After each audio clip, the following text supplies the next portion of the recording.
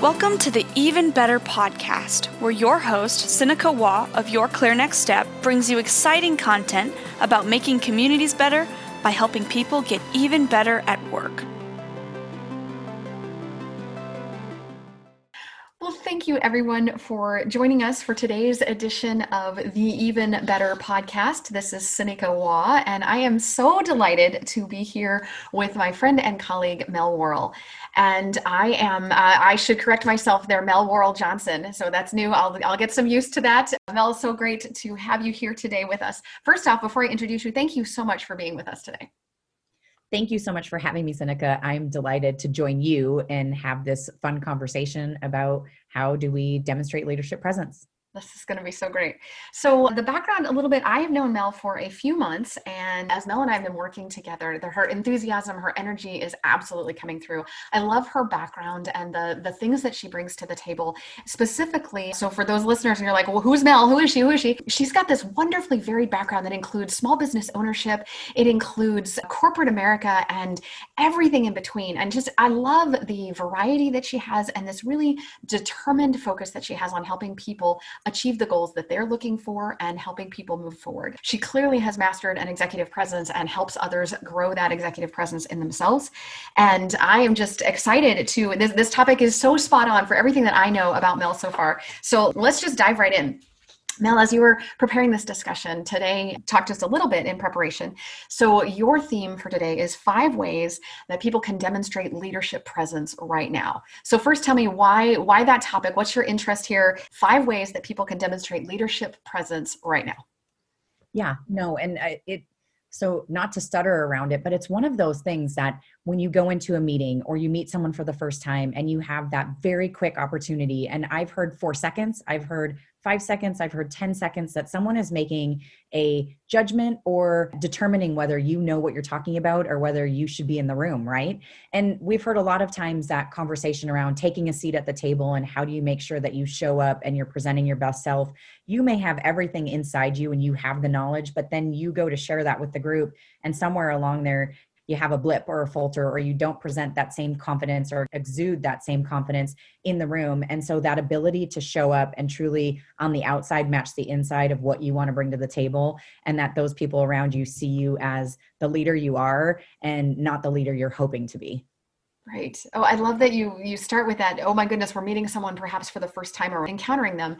How many of us have had those moments where we flubbed it or we lost it or we didn't feel like we were as ready as we should have been in that given moment to just demonstrate, no, really, I've got this. I am a leader. I am capable. I do have the presence that you're looking for.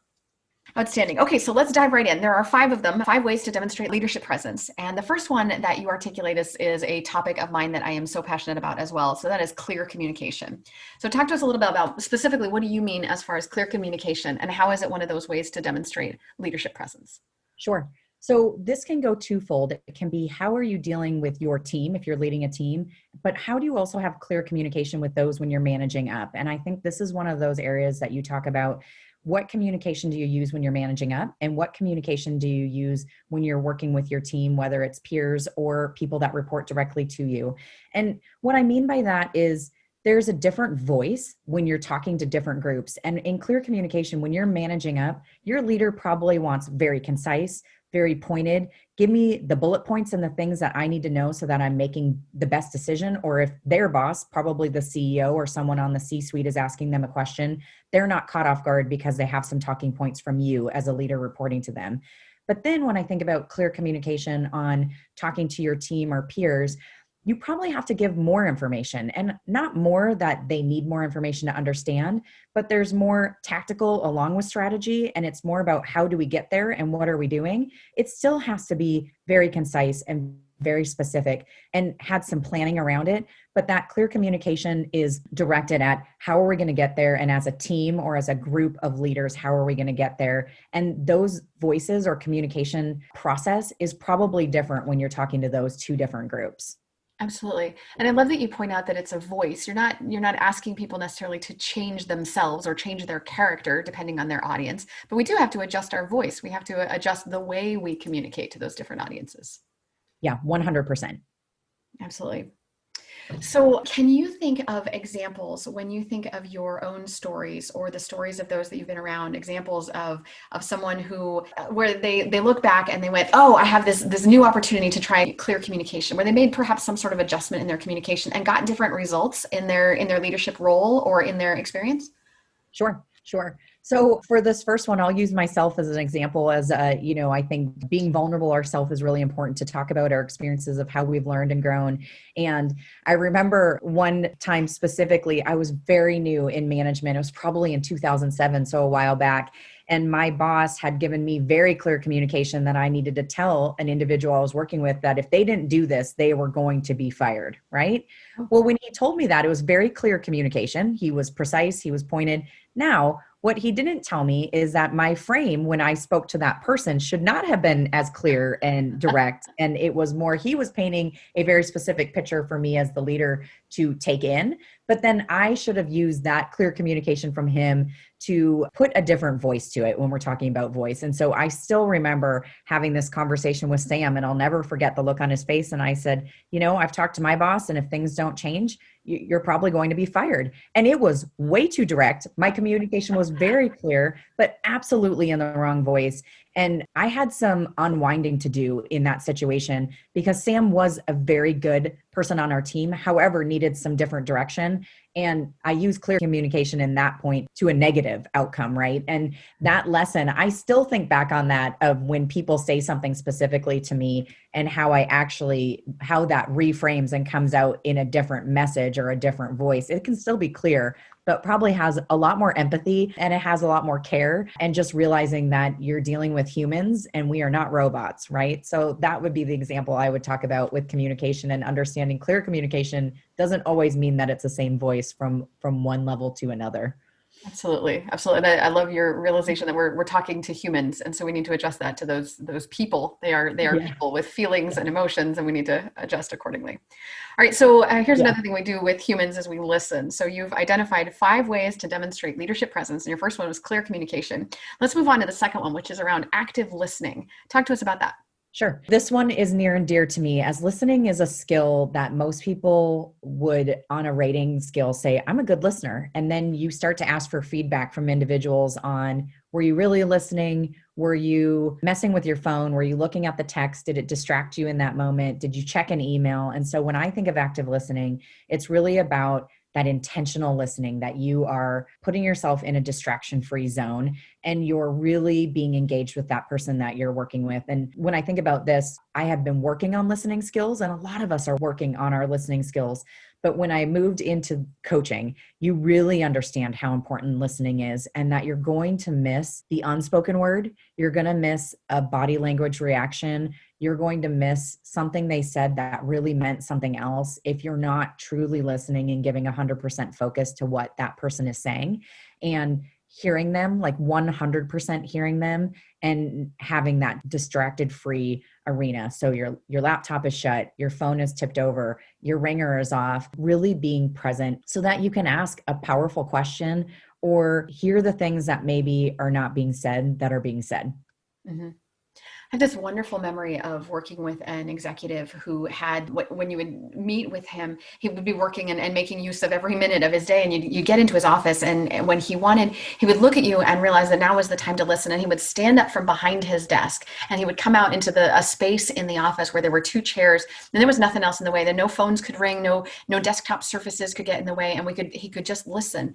And he would move there and move me there, and we would have this conversation where I knew beyond a shadow of a doubt that this man he was listening. I had his undivided attention. And as I talked, I wasn't worried about, was he distracted by all of the other things? And that also helped me as a communicator in his space. It helped me be briefer, right? And this very busy executive would move away from his desk space to spend time with me.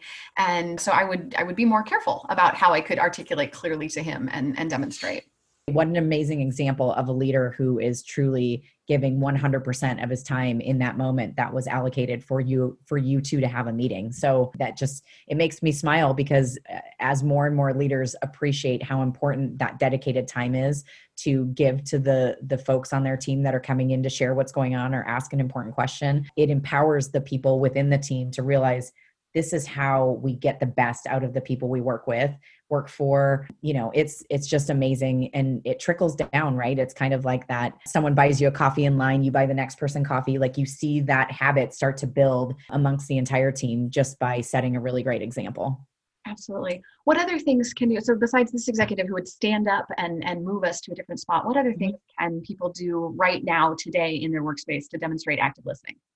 Sure. So this is one that it takes conscious effort, right? Like you have to be aware that you maybe aren't listening very well. So for me, one of the things I always recommend is before you want to interrupt or make a comment, that you pause. Like think about, is what you want to say really important, or are you just wanting to add something because you're used to interjecting? And it's not bad. Interrupting, interjecting, adding a comment is important, but have they ended what they were talking about? And is it a natural place to add value? The other thing on listening is just really trying to clear your mind. If you're going into a important meeting, a meeting with a colleague, a teammate, taking that moment to say, what are the things that are moving around, right? We've all got lots of balls of things that are going on all the time. And how do you just clear that space to say, all of that can wait, the next 15 minutes, 30 minutes, an hour, whatever it is, I'm going to be present in this space. One thing that works too for people is if something pops into your head that you feel yourself getting away from listening,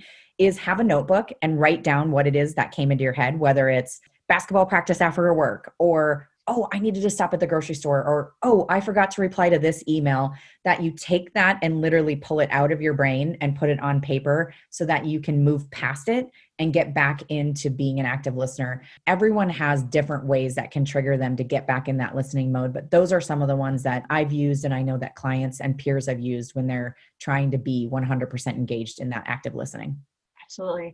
I got a chance to attend a professional development conference this last couple of weeks. And one of the tips that I learned from someone there that was just really powerful, to your point about writing it down, was if someone has interrupted you, so you're in the middle of a working space and someone has interrupted you and you want to give them your undivided attention, his technique was write down the very next thing that you're going to do. So whatever it is you're working on, whatever you were going to do next, that very next step, take a moment, write that down on a sticky and literally stick it on your screen, on your monitor, or on your desk, so that when you come back, you don't have to waste time figuring out what the heck was I doing, or being distracted, or wondering if you'll forget your place. Literally write it down and then turn and listen. I thought that was a great tip too. Yeah, that's just so that it's that mind jogger, that you don't spend an extra 10 minutes just trying to remember then what you were doing when you're trying to engage in that other situation. For sure. That's a great tip. Yeah. Or trying to hold them both in my head at the same time. I'm past those days. All right. Multitasking does not exist. I think that's been proven over and over again. Over and over and over again, for sure. Okay, we're talking here with Mel Worrel, talking about 5 ways to demonstrate leadership presence. The first one was clear communication. Second one is active listening, with some great tips there. We're going to move on to number 3, which is open-ended questions. So talk to us about those, Mel. Sure. This is one of those opportunities that when you stop and think about what an open-ended question does, and it gives the person that you're speaking with the opportunity to just share what they're thinking, and you're not getting a yes or no answer where you're trying to pull information out. And when I think about this, I think about a situation that came up recently. I had a client who asked for ways to better engage when someone came into their office and they wanted to talk about gossip. Like they kind of wanted to be gossipy. And that happens at offices. It's just kind of an environment. We're humans, right? We talked about that before. And she asked for some tips on how did she not go down that path, because she didn't want to be known as someone that engaged in that. However, what could she use? And so what we talked about was her utilizing some open-ended questions to get them to talk about what was frustrating them without her jumping into the mud with them. And so open-ended questions can be so powerful to get yourself out of an uncomfortable situation, but also to really get the person that you're wanting to find out more about, or where their headspace is at, to share what they're thinking. And some examples that I think about is things like, what's most important to you? So let's say you're meeting with one of your team members and you have an idea of where you want to go on a project, but they're coming in because they want to talk through this project with you. And as leaders, it can be very natural for a leader to get into that telling mode of, this is what I've thought about and this is what I think we should do. And so as a leader, one of the things we can utilize in our bank of leadership skills is open-ended questions, where we can give our team members the opportunity to share what they're thinking. And at the end of the day, a lot of times we end up at a similar point, but we have empowered our team to understand that their opinion, their voice, what they're thinking about is really being heard, even if it's what you wanted to do in the first place. And so it's not about us being in charge. The best leaders ask questions, have their teams engaged, and things like, what's most important to you? How does this blank affect your current plan? So asking them a question, and maybe they've made a suggestion and you say, so how does doing this new approach affect our current plan? And getting them to kind of open up. You're also going to get them to get to some critical thinking that maybe before they would just say, yes, I agree with you, instead of really sharing some of those underlying layers of what they're thinking. Another question I put down is, how do you research that? So getting them to think about, when we're going forward with this plan, okay, so this is what you've thought about, but what's the next steps? What are they getting into that real critical thinking skills of, yes, this is a good idea, but then how do we actually get there as a team? So those open-ended questions just open up a depth of information that if you haven't used a lot of open-ended questions as a leader or even as a team member, you'll be surprised at some of the answers you get. And really, it empowers your team too to know that you want to know what they think. Yeah. So let's talk on open-ended questions, because there are certain communication personality styles that we have a harder time with that. So if I'm of the nature that I like to get to the point, I'd be brilliant, be brief, be gone. I don't want to ask an open-ended question, right? I want to ask a closed-ended question that has a short yes or a short no, or I want to ask a leading question that says you're going to do it this way, right? So how would someone overcome that if their natural inclination is not to ask that leading question? Their natural inclination is to ask something more narrow or more focused. How do you overcome that? Sure. That's a great question, Sinikka. And what I would say is, it's probably a combination of all. You're never going to go from being always directive to always asking open-ended questions, right? Like the always and never they generally don't exist. And so what I more mean is, know the time frame that you have available and know when you can try a different approach and see how that approach resonates with your team. And it's interesting because many of the leaders I work with, I'll say something about open-ended questions and they'll ponder it. And then the next thing they say is like, oh my gosh, you're right. I tell my team what to do all the time. And it isn't their intention, but we are calendar-driven individuals, and you're operating from next to next to next.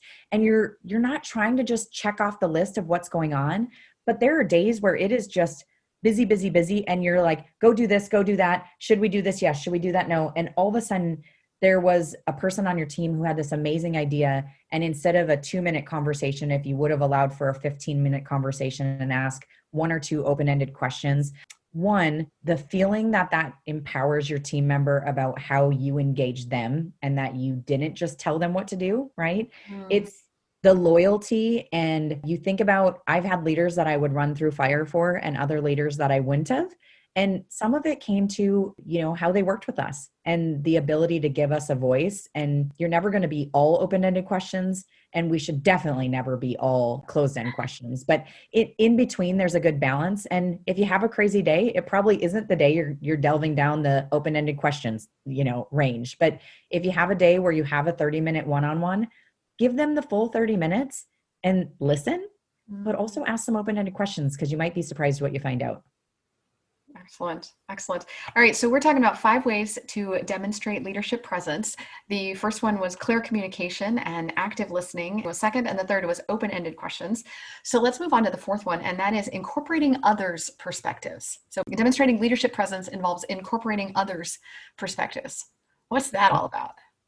Yeah, so this one has resonated with me lately, specifically around one, if you think about active listening, open-ended questions, clear communication, it's really building. This is building towards what do all of these things do in your executive presence or your leadership presence? And with this one, what I think about, and I don't know if you've read the book, Own the Room, I am about 3/4 of the way through. And where this really resonated for me in this incorporating others' perspectives is many leaders take in a directive voice. And I've talked about voice and it's all kind of coming back together, but how do you make sure that you're working with the organization and you're seeing the organizational goals, but also your team goals? And we can get stuck very much in our vertical of what we're trying to do and what we're trying to accomplish. We can get very tactical on this is what my team is tasked to do and forget the bigger picture of what we're trying to do as an organization. And at times it could most things that we're doing in companies is how do we wow the customer? How do we, whatever that customer is or the client that we're working for, but in the moment we can be working on, I just need to process this payment, right? And we're laser focused on that one thing, but how does it affect the overall big picture of the organization? And so where this incorporating others' perspectives is making sure that you have good communication with your peers that are in other verticals and other segments of the organization that maybe have nothing to do with your team's daily to-dos, but that you're getting a bigger picture of how what you're doing and what they're doing actually affect that end user or the client or the customer that you're working towards. Things that I think about with this is asking good questions of what's going on with your team and how things are going. Is there any ways that our team could be of better service to your team and make things easier? Things like, when we do this within our team, how does that affect your team and what you have to do next? Or and this is thinking a little more organizationally than personally, but some of these things can be incorporated into our personal lives, right? So we go down a path of what we want to do and how we want to do it, and we may not ask some of those other perspectives. And we realize later, if we would have had some other inputs, we might have made a little bit different decision or went down a path a little bit differently that could have been easier, less bumpy, with more people on board with what we're doing. So having that buy-in from the other parties that are working with you, whether it's personally or professionally. I just put values other people's opinions, especially in the frame of space that we are right now. People can have pretty staunch opinions. And so knowing that we all have an opinion, and it doesn't mean that you change how you're going to go, but you've given someone else that voice or that opportunity to share. And it just, other people's perspectives, we're not always right. We're definitely not always wrong, but somewhere in the middle is probably a really natural path to go down. And if we only go the direction that we've gone or always gone, I think we miss some really cool learning opportunities of doing something a different way and widening our lens. Wonderful, wonderful perspectives on this one. As I'm thinking about incorporating others' perspectives, the first thing you talked about was the awareness of what's going on organizationally and looking across teams. And it's not, I want to make sure that I heard you right. It's not about getting out of your lane or stepping over into someone else's lane or stepping on someone else's toes and getting all involved there. It's about, back to your point on listening, it's about understanding what's going on and being aware of the fact that, hey, the space that I'm in is only one of the tracks of this larger organizational picture, and just listening to where others are coming from. Is that right? 100%. And it makes me think about just the ability to have peers who are also teammates that you feel that they know and you know that you're working together towards a common goal. And it's very easy to lose sight of what the common goal is when you're in that rut or narrow focus of this is what our team needs to accomplish. And so it's just making sure that you're more well-rounded. This 100% leads into leadership presence. As people above you, or when we talk about managing up, see that you're networking across multiple work streams or multiple units. Those are things that leaders are looking for when they're thinking about high potential talent. Who are the emerging leaders within the organization? What does this person feel like? Do they fit on a succession plan? And so your ability to realize that what you're doing is important, but it's a piece of the puzzle. It's not the whole puzzle. You bet. You bet. And I have just delighted in how many of these, Mel, they're about the other person, right? So 5 ways to demonstrate leadership presence. Your first one was on clear communication, which we look at that who are you communicating with? It's the other person and finding the right voice and the right message there. Your second one was on active listening. And of course, we're listening to the other person, right? And so techniques there, open-ended questions to benefit the other person and allow them to speak, and incorporating other person's perspective. I love how much of this, to demonstrate your own leadership presence, how much of this is about putting the other person first or putting them ahead of yourself, certainly. And I think that's going to be true in this last one. So the 5th way to demonstrate leadership presence is connecting to your audience. So this has to be about the other person as well, doesn't it?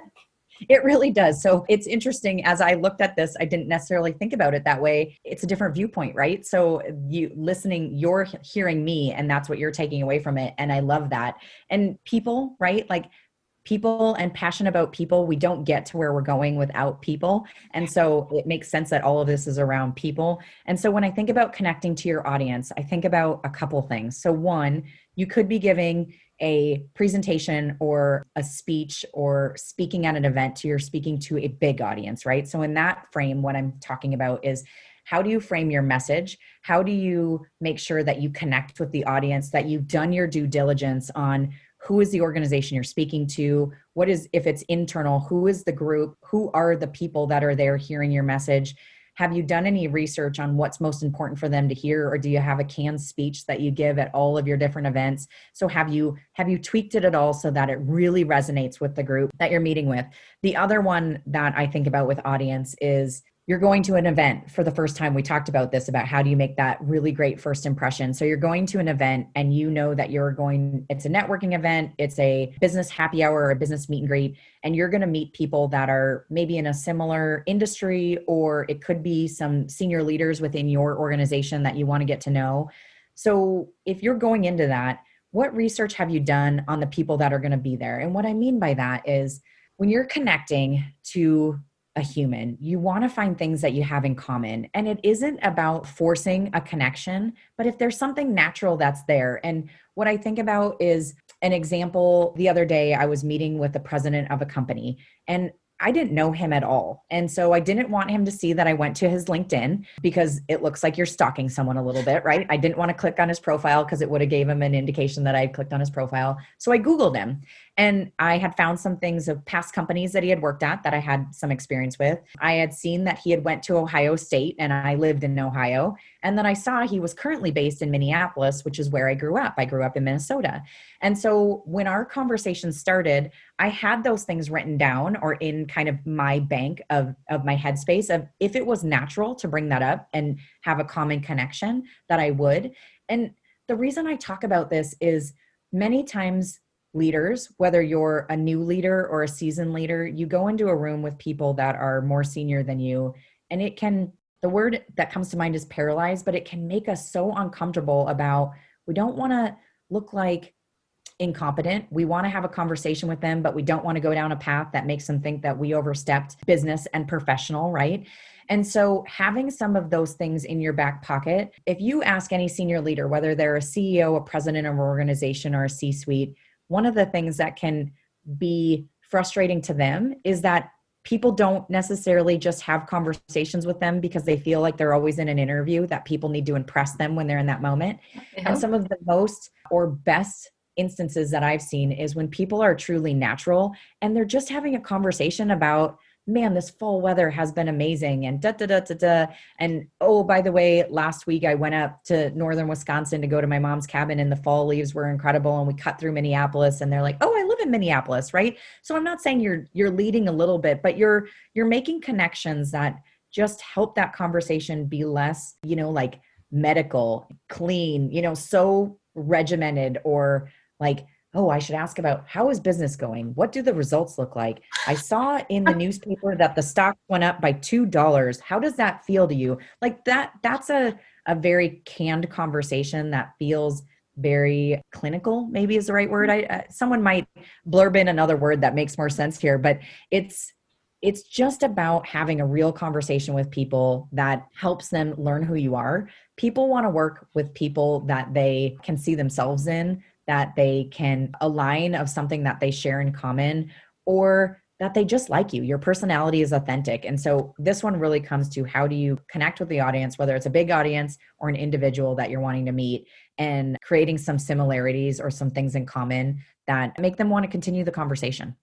Absolutely. And I love how in both of the examples that you cited, whether you're presenting to an audience, a group of people, or an audience, an individual, it's still about that person, right? Let's connect with them. Let's find the genuine ways to recognize that they are a human and validate them and demonstrate that you value them and that you want that human connection with them. What a great affirmation that this is what we want out of our leaders anyway. Of course, it's going to give someone executive presence when someone is not clinical or sterile in their conversations, but they are authentically trying to connect with other humans. Mm-hmm. Mm-hmm.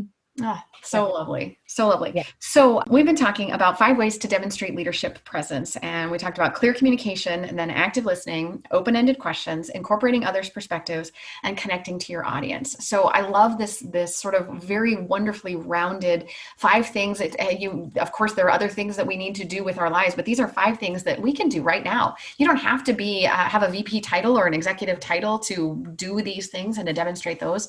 And the more we do these, the more we can advance our careers and have that presence that we're looking for. 100%. I couldn't have said it better, Sinikka. Oh, awesome. So what's making you even better right now, Mel? That's one of those questions I always like to ask as we wrap these up. What's making you even better right now?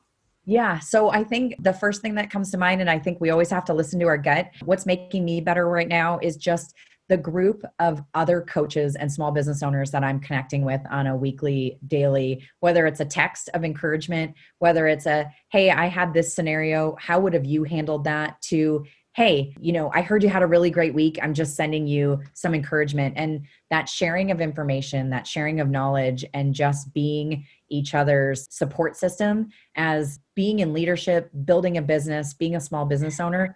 It's hard, but oh, dang, it's worth it. And those people along the way that help fill your cup, man, it makes you better. Oh, for sure. I couldn't have said that better. That's beautiful. Thanks, Mel.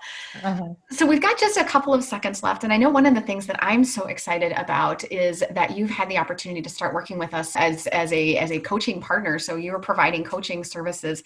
Can you tell us just a little bit to someone who says, oh my goodness, I need this woman as my coach. What does that look like? What would it look like to have a Mel Worrel as a coach?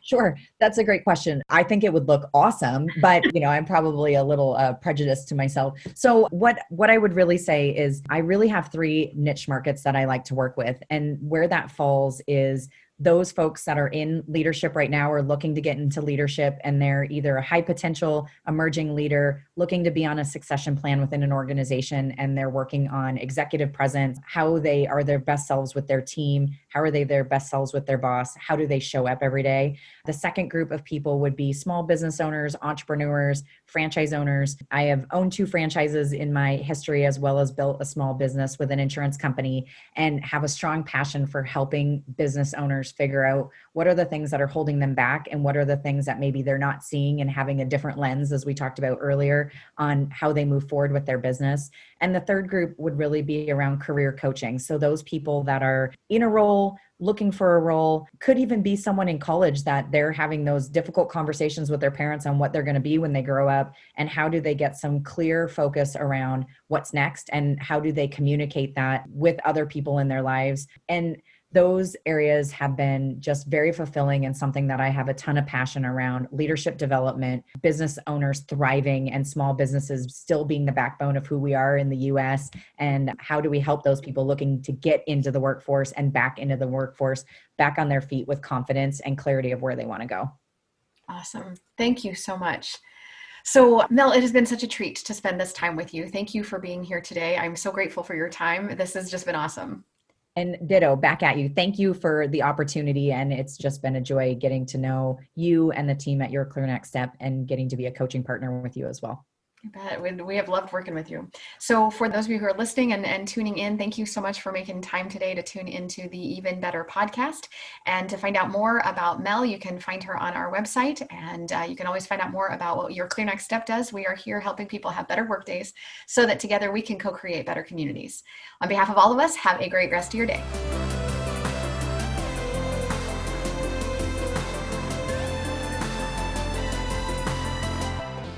Thank you for tuning in today. The Even Better podcast will be back with more content soon.